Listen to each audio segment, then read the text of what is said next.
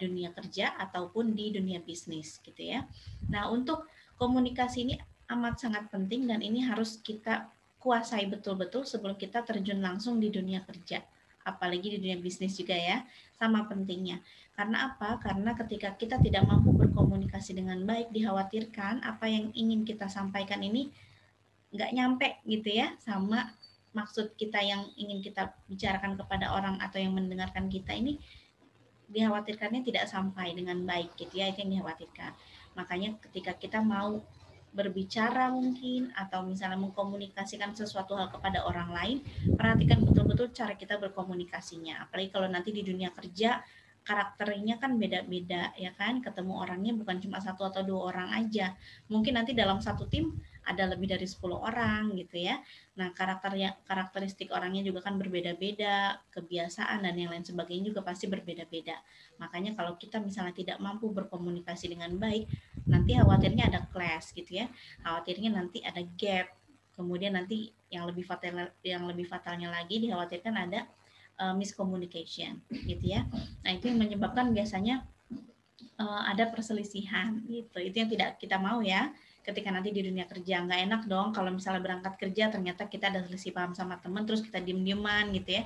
Karena mungkin salah dalam menyampaikan komunikasinya gitu ya. Ada yang salah nih dalam penyampaian misalnya ada amanat dari bosnya maksudnya begini, nyampainya begini gitu ya. Nah, itu yang harus kita perhatikan betul-betul. Kemudian untuk teknik wawancara kerja ini juga sama, diperlukan teknik berbicara gitu ya. Teknik berbicara di depan umum berkaitan juga nih ya. Karena apa? Karena nanti wawancara kerja kita akan diberikan pertanyaan, sejumlah pertanyaan gitu ya, dan kita nggak bisa request jenis pertanyaannya seperti apa, dan kita juga nggak bisa request pertanyaannya mau berapa banyak gitu ya. Jadi nanti terserah si pewawancaranya. Tapi nggak usah khawatir, karena mereka juga punya patokan gitu ya, punya standar. Kira-kira pertanyaannya yang akan diberikan kepada setiap pelamar ini ada berapa pertanyaan gitu ya. Nah, untuk pertanyaan-pertanyaan ini mungkin udah rekan-rekan sering lihat juga ya di internet mungkin gitu ya.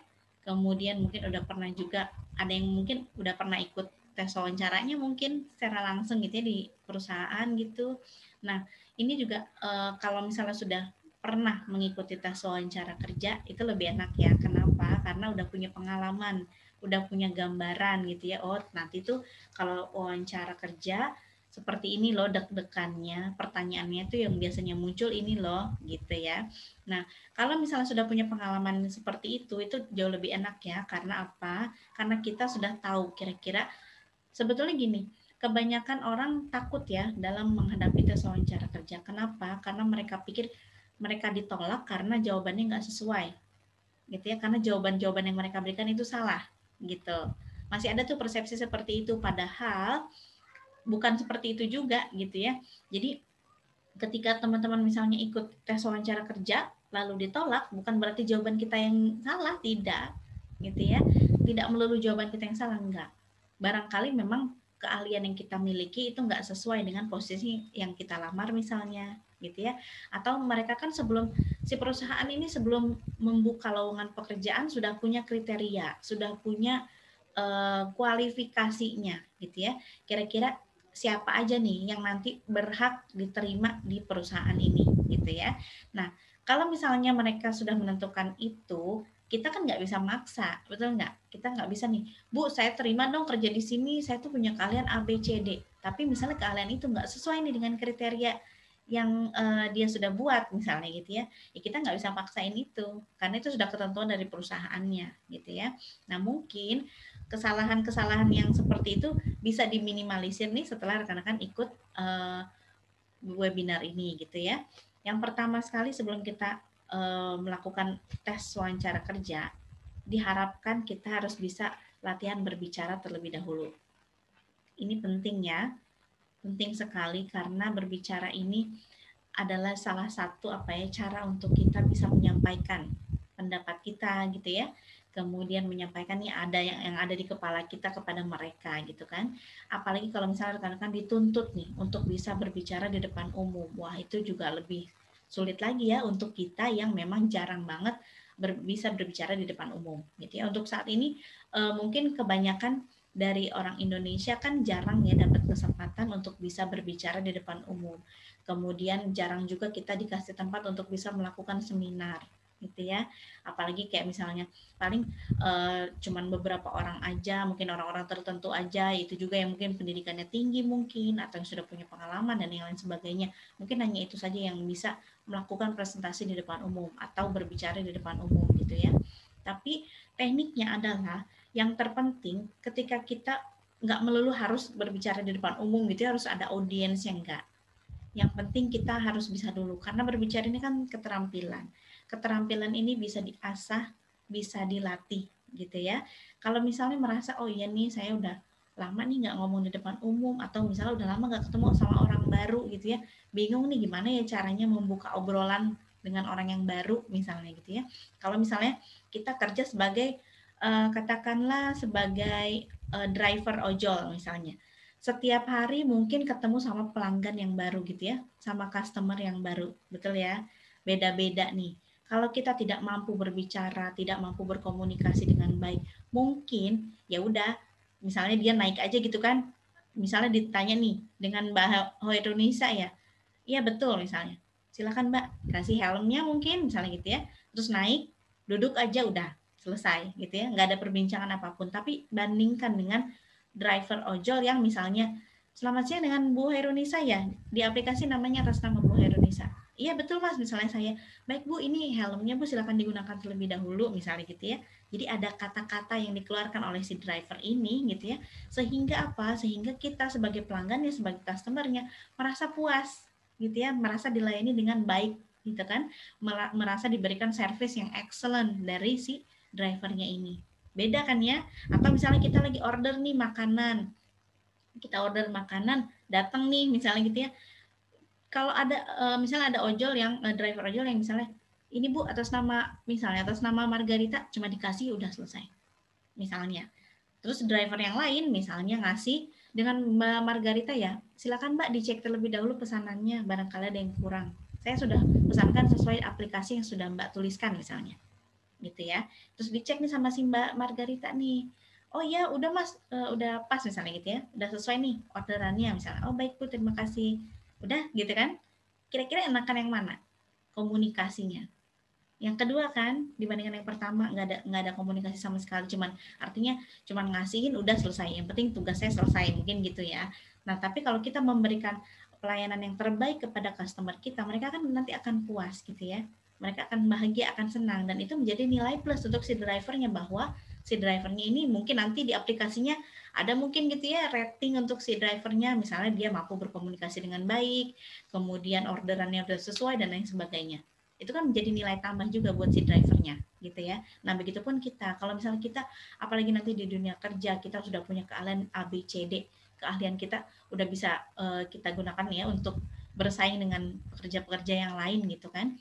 Nah kita asah juga cara berbicara kita. Kalau misalnya sekiranya misalnya nih Mbak Putri pendiam, cuma bisa kerja sendiri misalnya, jarang banget ngobrol, jarang banget interaksi sama orang misalnya gitu yang ada di lingkungan kantornya misalnya.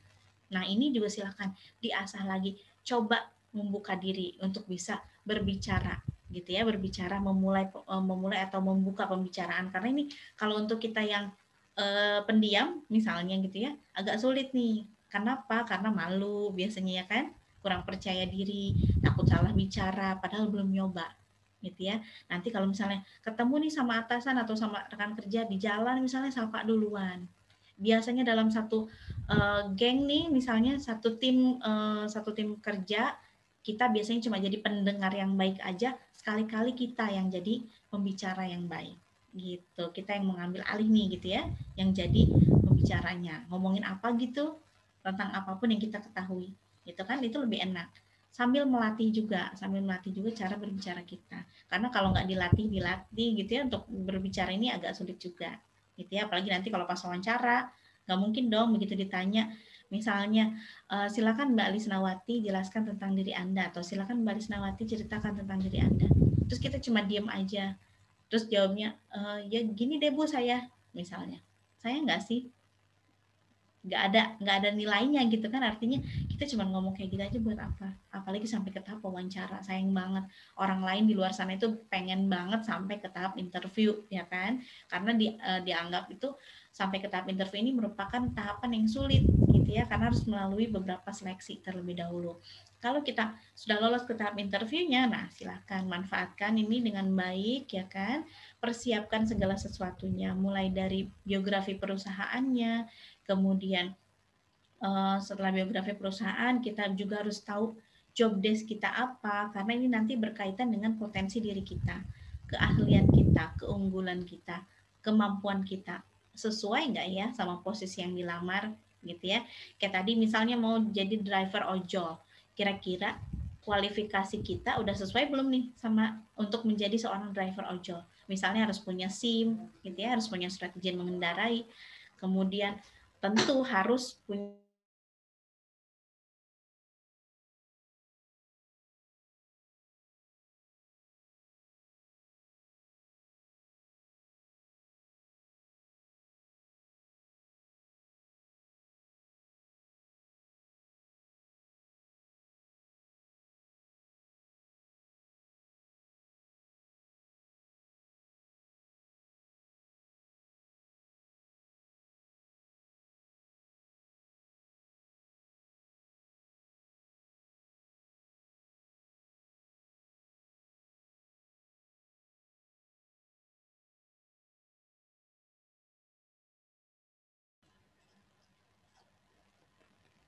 Oke, kita lanjutkan lagi ya. Ini rekan-rekan mohon maaf, kamera depannya banyak yang belum dinyalakan ya. Silahkan dinyalakan terlebih dahulu karena sayang banget nih nanti wajahnya nggak terverifikasi loh.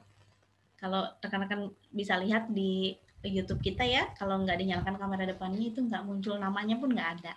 Sayang sekali ya nanti, karena kan pihak manajemen kita kan melihat hasil recordingnya. Wajahnya nggak kelihatan, namanya juga nggak ada. Wah gimana nih, bingung untuk verifikasi wajahnya ya. Oke, kita lanjutkan ya. Untuk teknik wawancara kerja, siapkan atau persiapkan segala sesuatunya, mulai dari biografi, kemudian siapkan juga job desk-nya kita apa nih, melamar sebagai apa gitu kan. Kayak tadi misalnya melamar sebagai driver ojol, dicek lagi nih kriteria untuk menjadi seorang driver apa aja, misalnya harus punya SIM, cek kita punya SIM nggak. Terus kita uh, harus bisa mengendarai kendaraan tentunya, cek nih kita bisa nggak mengendarai motor atau mobil misalnya. Kemudian cek lagi nih, kita bisa nggak melayani customer dengan baik, kita punya nggak keahlian itu gitu ya. Jadi kriteria yang sudah perusahaan memang mereka nggak menentukan gitu, artinya mereka nggak membicarakan secara spesifik atau secara jelas gitu ya kriteria seperti apa yang mereka inginkan. Mungkin di lowongan pekerjaan cuma beberapa persyaratan kayak misalnya usia maksimal 30 tahun misalnya gitu ya. Kemudian untuk pengalaman kerja minimal 5 tahun atau yang lain sebagainya. Mungkin itu yang umumnya aja yang dijelaskan gitu ya. Tapi secara kepribadian itu nggak akan mereka jelaskan juga. Paling cuman dibutuhkan seorang yang pekerja keras, disiplin, mungkin kayak gitu-gitu ya. Itu yang umumnya. Nah, kita kalau misalnya udah cek nih, wah iya ternyata saya punya nih keahlian ini. Nah, silakan coba untuk melamar. Karena sebagian besar pelamar itu melamar kerja biasanya itu nggak sesuai nih sama keahlian yang dia miliki. Coba-coba aja gitu ya. Artinya cuma gini misalnya, ada lowongan nih, cobain yuk, cobain aja deh. Ih nggak sesuai nih sama keahlianku, nggak apa-apa cobain aja, siapa tahu rezeki gitu ya. Namanya juga coba-coba, biasanya kayak gitu ya. Kok buat anak coba-coba enggak ya? Dicobain misalnya ternyata keahliannya nggak sesuai sama apa yang kita punya nih gitu kan. Nanti kalau udah kayak gitu nggak diterima, kitanya jangan ngomel ya kan. Kenapa? Karena emang keahliannya nggak sesuai gitu, karena mereka membutuhkan misalnya membutuhkan seorang admin yang bagus gitu ya, yang punya keahlian A B C D, tapi ternyata kita nggak punya keahlian itu gitu ya. Jadi jangan salahkan perusahaan ya kalau misalnya ketika kita melamar pekerjaan dan tidak sesuai dengan keahlian yang kita miliki atau keahlian kita sama sekali nggak punya keahlian itu, misalnya terus kita cuma coba-coba aja, namanya juga cari rezeki gitu ya. Nah jangan salahkan mereka gitu ya, karena ya itu tadi nggak sesuai gitu. Makanya kita harus tahu dulu job desk-nya apa, kira-kira mau melamar pekerjaannya posisinya sebagai apa, sesuaikan sama keahlian yang kita punya gitu ya. Keahlian kita ini apa, betul nggak nih, atau cocok nggak nih sama kriteria yang sudah perusahaan buat. Atau cari di internet dulu nih, melamar sebagai sekretaris. Jadi seorang sekretaris ini syaratnya apa aja ya untuk menjadi seorang sekretaris yang baik misalnya. Cari di internet nih informasi untuk menjadi seorang sekretaris yang baik. Cari tahu, udah ketemu nih, dicek sama diri kita. Kita punya nggak keahlian itu? Gitu ya. Kalau misalnya punya, oke, coba dilamar. Gitu. Nah, kemudian kalau job desk-nya udah tahu, kemudian diantisipasi juga pertanyaan-pertanyaan yang nanti sekiranya akan muncul. Karena biasanya pertanyaan pada saat wawancara ini sebetulnya itu-itu aja yang ditanyain, gitu ya. Cuma bedanya jawaban-jawaban kita aja, gitu ya. Jawaban kita ini banyak versinya, gitu kan? Karena setiap orang punya pendapat dan mempunyai cara berbicara yang berbeda-beda, gitu ya. Ketika kita wawancara juga kita dituntut untuk bisa berbicara di depan umum, nggak melulu untuk melakukan presentasi di depan orang gitu ya. Nah, ketika kita misalnya udah tahu nih, oke, udah punya nih antisipasi pertanyaannya, udah cari di internet pertanyaannya, muncul satu pertanyaan misalnya, silakan ceritakan tentang diri Anda. Silakan coba dijawab, rekam gunakan handphonenya, dilatih cara berbicaranya, kemudian nanti dievaluasi. Kira-kira udah betul belum ya cara menjawabnya? Kira-kira kalau pertanyaannya seperti itu, jawabannya seperti ini udah benar belum ya? Gitu ya. Jadi silakan dicek lagi pertanyaan yang ada di internet, coba dijawab dengan versinya kita, kemudian direkam, kemudian dicek lagi evaluasi. Kira-kira kalau pertanyaannya itu jawabannya benar nggak ya kayak gini? Atau perhatikan cara kita berbicara, apakah kita misalnya masih menunduk, atau mungkin kita terlalu menantang ke lawan bicara kita gitu ya, atau mungkin kita nggak bisa fokus nih lihat ke depan, matanya jalan-jalan terus misalnya lihat ke atas ke bawah ke depan belakang ke depan ke belakang misalnya ke samping kanan samping kiri misalnya gitu ya. Nah silakan dicek lagi gitu ya mimik wajah kita seperti apa, sesuai nggak nih kalau misalnya kita lagi membicarakan hal-hal yang senang, mimik wajah kita sesuai nggak nih ekspresinya gitu ya. Nah dicek ya kan. Kalau misalnya cuma dengerin aja, cuman ya udah deh, nggak tahu juga kapan wawancaranya, nggak tahu juga bakal kapan nih ada lowongan kerjanya gitu ya. Kalau terus kayak gitu, karena untuk persiapan wawancara ini nggak bisa dilakukan cuma sehari aja. Apalagi masalah keterampilan berbicara ini harus dilakukan terus menerus. Apalagi yang saya bilang tadi di awal, kalau misalnya kita merasa kita kayaknya pendiam, jarang banget berbicara gitu ya, jarang banget aktif dalam satu kelompok misalnya untuk melakukan pembicaraan, itu harus banyak latihannya gitu ya. Nggak usah susah-susah, bikin video review juga bisa. Misalnya beli apa gitu ya di online shop, kemudian misalnya nih Mas Gabriel nih beli sepatu di online shop, di review nih sepatunya, kita ngomong gitu ya, sambil tunjukin di video kan, kita buat video reviewnya, tunjukin misalnya saya tadi baru beli sepatu nih di toko online apa, kemudian ini sepatunya speknya bagus banget nih, bahannya juga bagus dan segala macam, jahitannya rapi, misalnya lemnya juga bagus nih, kuat misalnya, dan yang lain-lain. Silakan lakukan review itu. Video review itu kelihatannya mudah ya, betul nggak? Kelihatannya mudah. Tapi cobain deh, sekali aja bikin video review. Pasti terus ulangi lagi. Duh kayaknya udah cocok belum ya? Udah pas belum ya? Kayaknya belum deh, ulangi lagi gitu ya. Ulangi lagi nggak apa-apa. Terus aja diulangi supaya apa? Supaya terus-menerus bisa berlatih gitu ya. Supaya tahu nih cara berbicaranya seperti apa. Gitu ya, itu yang paling gampang. Beli barang, coba di review gitu ya. Apalagi misalnya temen yang jualan gitu kan, kalau temen yang jualan kita beli, tolong dong bikinin video reviewnya. Aduh nggak bisa ngomong kayak gitu nggak bisa kayak selebgram misalnya gitu ya, nggak bisa bagus kayak gitu, udah nggak apa-apa cobain aja dulu misalnya gitu ya. Nah silakan, itu kesempatan kita, silakan dicoba di RT di RW misalnya, atau di lingkungan rumahnya, di lingkungan sekolah dan lain sebagainya, ada acara gitu ya, kita ditawarin untuk menjadi pembicara, langsung diambil aja kesempatan ya kan, karena kita yang saya bilang tadi di Indonesia ini jarang banget kita dapat kesempatan untuk bisa berbicara di depan umum, makanya ketika nanti ada kesempatan langsung aja diambil gitu ya, untuk bisa melatih juga, karena nanti juga pada saat interview nih kita nggak tahu nanti kita akan disuruh duduk atau kita diminta untuk berdiri gitu ya menjawab pertanyaannya, bisa juga nanti si pewawancaranya lebih dari satu, nggak cuma satu orang aja ya kan, kita nggak pernah tahu itu karena itu ketentuan dari perusahaannya, itu kebijakan dari perusahaannya, terserah mereka gitu ya kasarnya ya, mereka mau interviewnya dilakukan oleh berapa orang gitu.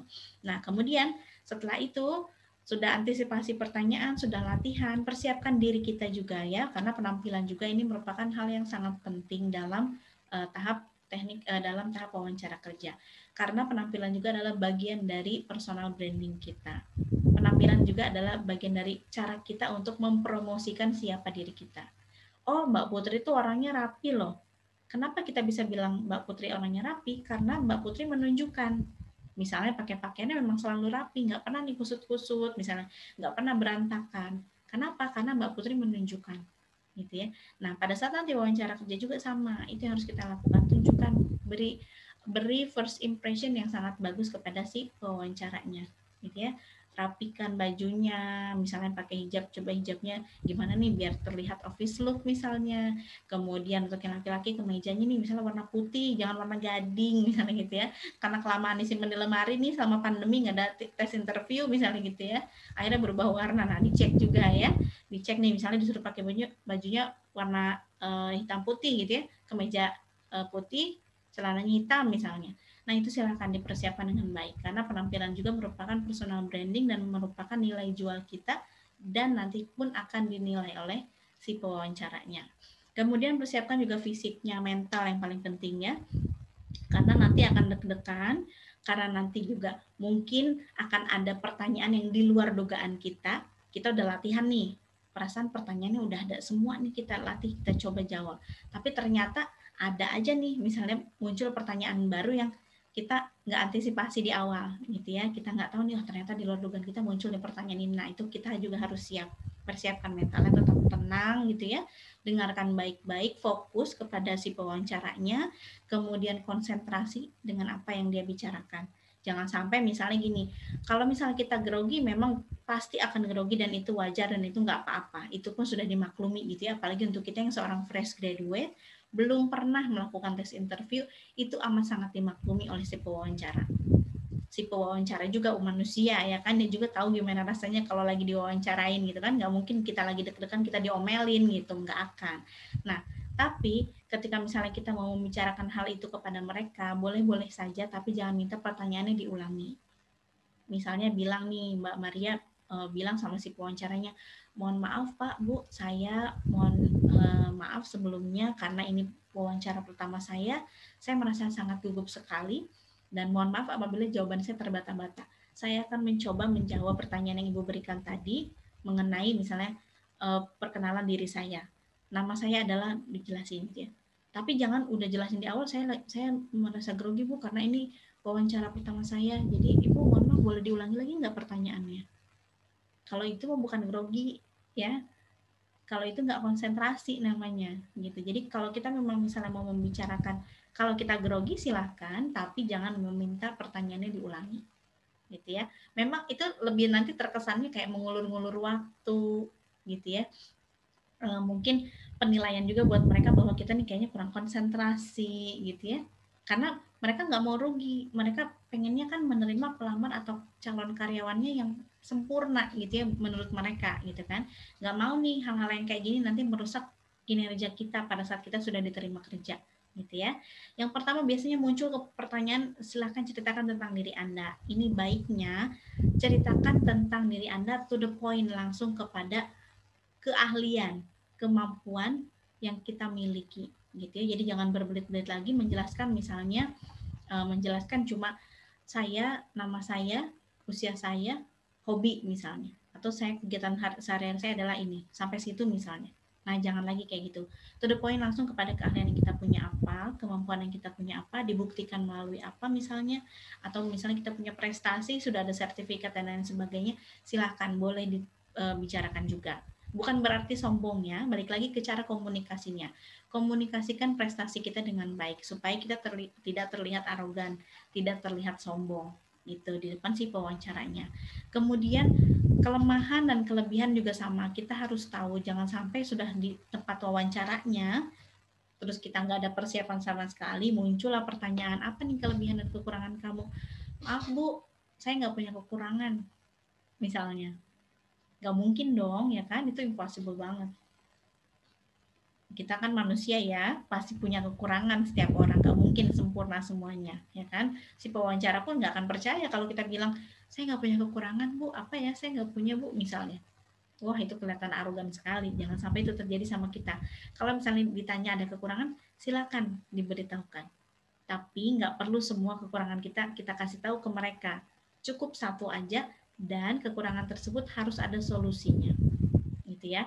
Jadi ketika nanti misalnya kita bilang kalau misalnya kita punya kekurangan dalam manajemen waktu, biasanya saya nggak bisa bangun pagi nih Bu, misalnya, gitu ya. Nah ini gimana solusinya? Ibu nggak usah khawatir karena saya sudah menyiapkan alarm nih di handphone saya, kemudian saya juga punya jam waker di rumah, dan yang paling penting adalah di rumah saya tidak tinggal sendirian, misalnya ada keluarga saya yang nanti akan membantu saya untuk bangun pagi, misalnya.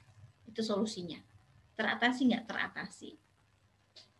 Semuanya sudah aman Bu, misalnya gitu. Jadi ketika nanti saya kerja, saya pastikan saya tidak akan terlambat datang ke tempat kerja, misalnya gitu ya.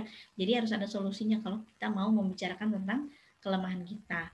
Kemudian mengenai gaji juga sama. Kalau gaji, apalagi untuk yang fresh graduate, ini biasanya suka katanya suka ada pertanyaan jebakan gitu ya, padahal enggak ya. Jadi kadang kita sendiri yang terjebak sebetulnya dalam menjawabnya, sehingga menimbulkan pertanyaan-pertanyaan baru, memunculkan ide-ide baru kepada si pewawancara untuk bertanya lebih-lebih lagi gitu ya kepada kita. Keponya jadi makin-makin lagi gitu kan. Kalau misalnya kita menjawabnya kurang yakin, kita menjawabnya kurang percaya diri gitu kan. Ditanya misalnya nih, Mbak Lisnawati ini fresh graduate ya, untuk gajinya gimana nih Mbak, misalnya gitu. Kalau misalnya Mbak Lisna tahunya dari untuk penggajian ini sesuai dengan UMR, silakan dibicarakan. Misalnya untuk penggajian di sini, menurut informasi yang saya baca atau yang saya ketahui, untuk penggajian karyawan disesuaikan dengan UMR. Maka saya sebagai pelamar, dan jika memang saya diterima di perusahaan ini, saya bersedia misalnya digaji sesuai dengan UMR, atau misalnya saya serahkan kembali kepada perusahaan untuk penggajian setiap karyawannya, baik itu berdasarkan latar belakang pendidikan misalnya, atau misalnya berdasarkan kinerjanya, pencapaian atau prestasinya, dan yang lain sebagainya. Saya yakin perusahaan sudah menghitung dengan baik gitu ya, berapa besaran gaji untuk setiap karyawannya misalnya. Silahkan. Jangan sekali-kali sebutkan misalnya gajinya mau berapa nih Mbak Lisna, 5 juta aja Bu misalnya. Ternyata gaji di situ lebih dari 5 juta misalnya. Karena kita di awal udah bilang 5 juta misalnya gitu ya.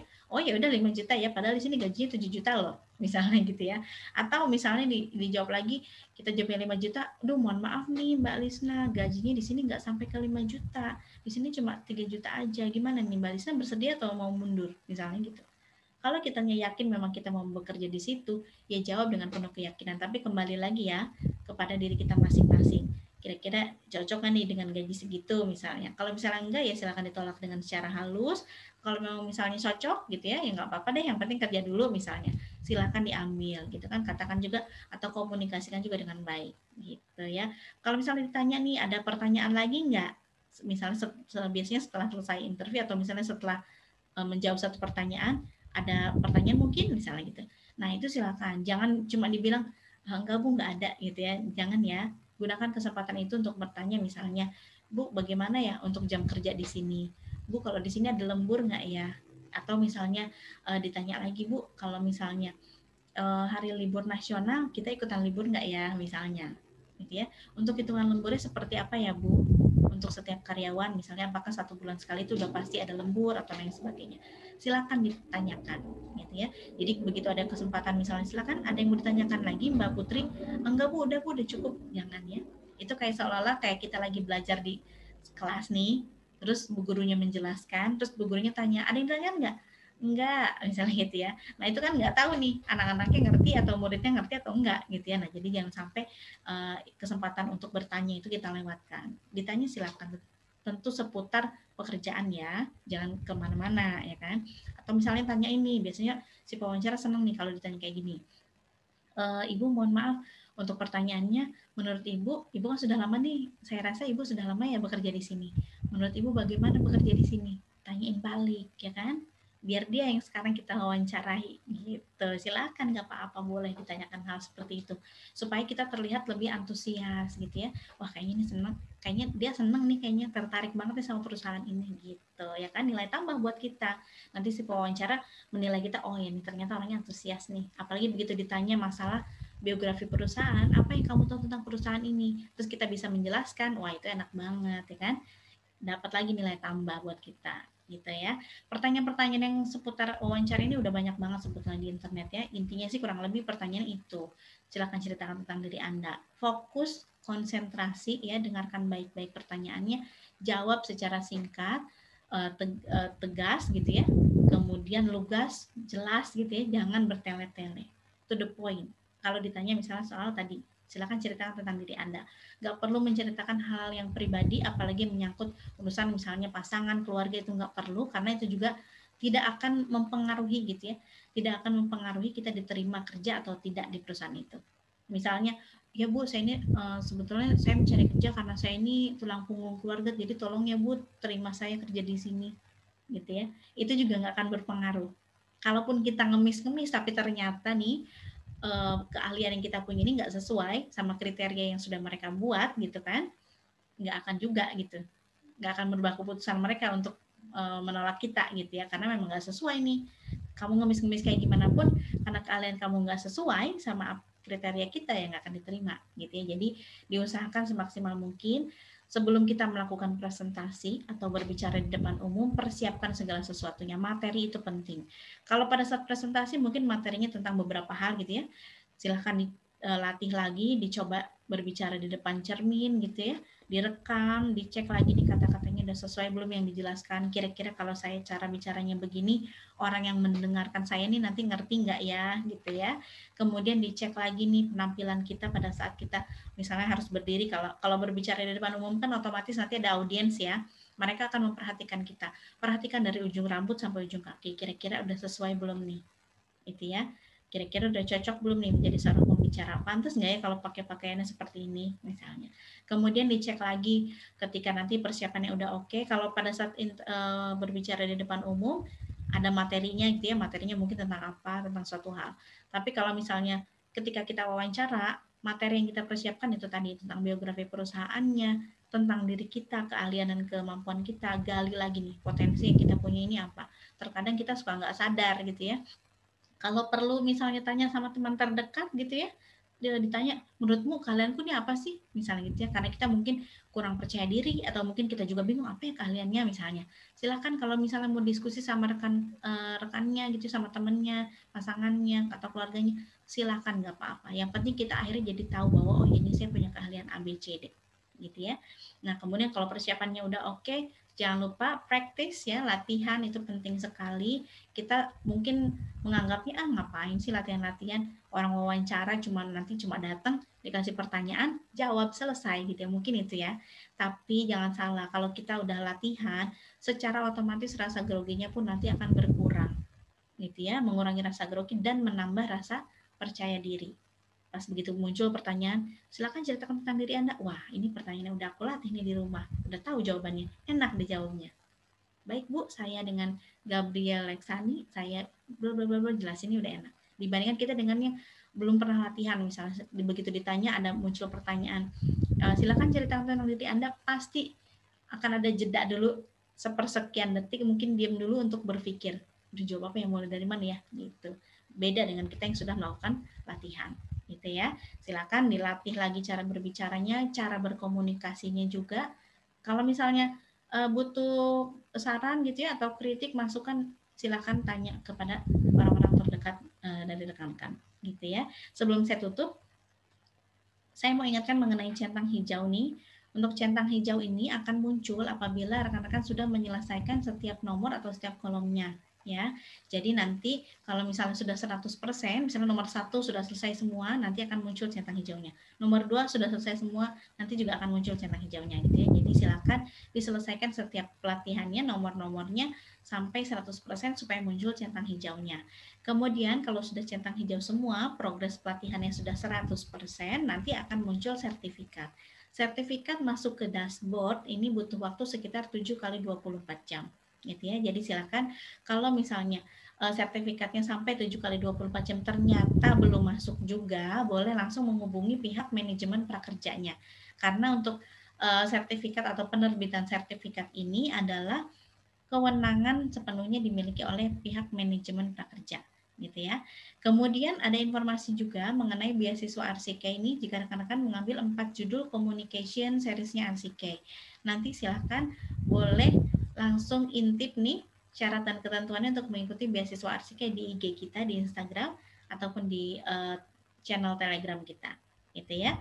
Nanti akan ada reward seperti laptop, kemudian voucher, handphone, kuota untuk belajar dan lain sebagainya. Oke, terima kasih banyak atas waktunya. Silakan yang belum dinyalakan kamera depannya dinyalakan terlebih dahulu supaya wajahnya terekam dulu nih. Kemudian silakan di screenshot. Oke, screenshotnya harus ada wajah rekan-rekan, harus ada wajah saya. Kalau yang punya Instagram, boleh banget nih di-share di Instagramnya. Kemudian nanti silakan di-tag ke IG-nya Arsike, kemudian di-tag juga ke IG-nya sekolahmu dan juga prakerja, supaya mereka tahu nih bahwa rekan-rekan sudah memanfaatkan fasilitas yang diberikan dengan baik. Gitu. Silakan saya berikan kesempatan 1 menit untuk di screenshot, nyalakan kamera depannya, kemudian di screenshot gitu ya. Jangan lupa jaga kesehatannya ya, pandeminya belum selesai. Dan selamat menjalankan ibadah puasa untuk yang menjalankannya. Semoga sehat selalu. Jangan lupa kalau keluar rumah digunakan maskernya, kemudian jaga jarak dan sering-sering juga cuci tangan dengan sabun di air mengalir ya. Oke, silakan. Terima kasih banyak atas waktunya. Semoga ilmunya bermanfaat dan jangan pernah berhenti untuk explore ya. Explore lagi ilmunya supaya terus bertambah. Oke. Terima kasih banyak. Sampai jumpa di lain kesempatan. Sudah ya? Yang belum di screenshot silakan. Oke. Jangan lupa senyum. Oke, terima kasih banyak ya atas waktunya. Sampai jumpa di lain kesempatan. Salam progres.